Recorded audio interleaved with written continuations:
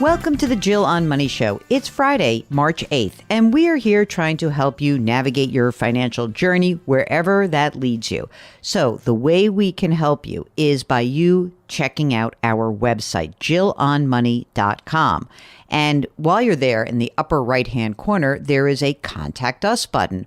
All you need to do is just click on that button, complete the form, and also let us know if you would like to join us on the air live. Now, on the website, there's all sorts of stuff. There is a beautiful link to our video show, Jill on Money, powered by The Compound.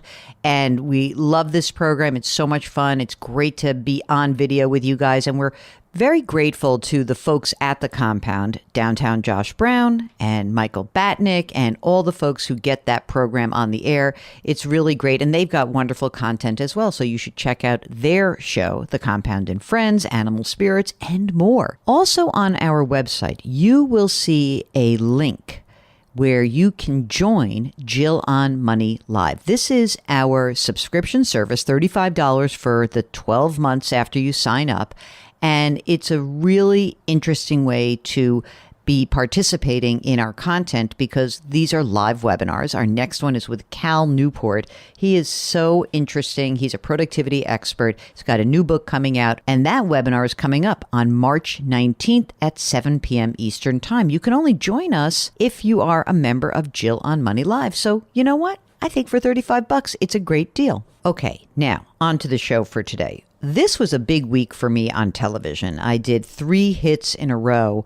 The first one was about the scrapped merger of the airlines, JetBlue and Spirit. I'm not sure that impacts you all that much, but you probably have great interest in when credit card companies are whacked on the knuckles. And that's what the Consumer Financial Protection Bureau did when they said they would cap credit card late fees to $8. By the way, the average late fee right now on a credit card bill, $32. And then yesterday, I went on the air to discuss a Social Security scam that is so vast that the Social Security Administration put this huge alert out. And I really want to highlight it because there are so many people that are falling for these scams.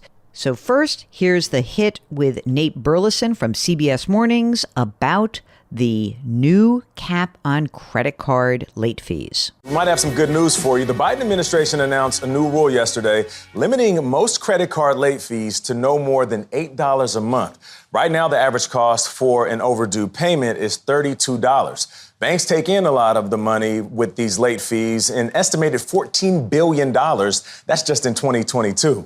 CBS News business analyst Jill Schlesinger is here to tell us how you can save money under this new rule. Good morning. How you doing? You're doing well. All right. So they are announcing that there will be a cap of $8 in late fees. But if you read the fine print, there might be some wiggle room with that amount. Yeah, this is from the Consumer Financial Protection Bureau, and the CFPB did a study, and they looked at large credit card issuers, and that means they had more than 1 million accounts. And they said, okay, what's the average cost to recoup these outstanding debts? And they said it's not $32, it's $8. And that's why they chose $8. However, in the fine print, as you note, if the card issuer can prove it costs more than $8, they got to prove it, they can be more than $8 charges. So that's going to be interesting to see how it's implemented. And this rule goes into effect probably around June 1st. We don't know exactly yet, but it'll be sometime in the late springtime. So what's one of the direct impacts on consumers? Absolutely. So let me just be clear about this. We talked about these billion-dollar numbers. I want to break it down a little bit. So CFPB says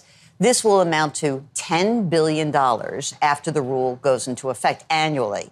And I think that that's important because I want to break it down. There are 45 million people who pay these late charges. So it's about $220 per person. Do you want to get excited? Don't.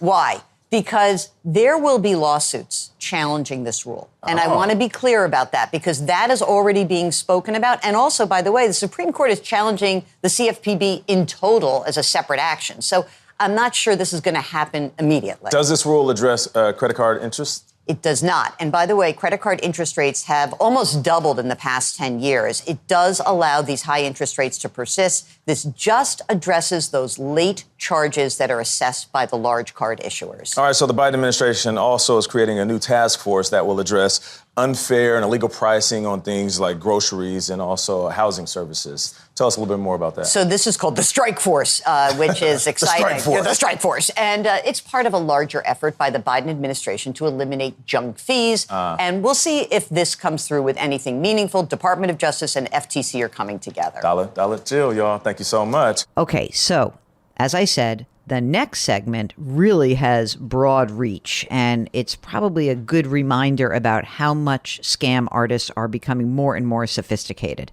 Here is our segment, and again, with Nate Burleson, one of the anchors of CBS Mornings, here's our segment around Social Security-related scams. In today's Money Watch, we bring you a new warning about Social Security scams.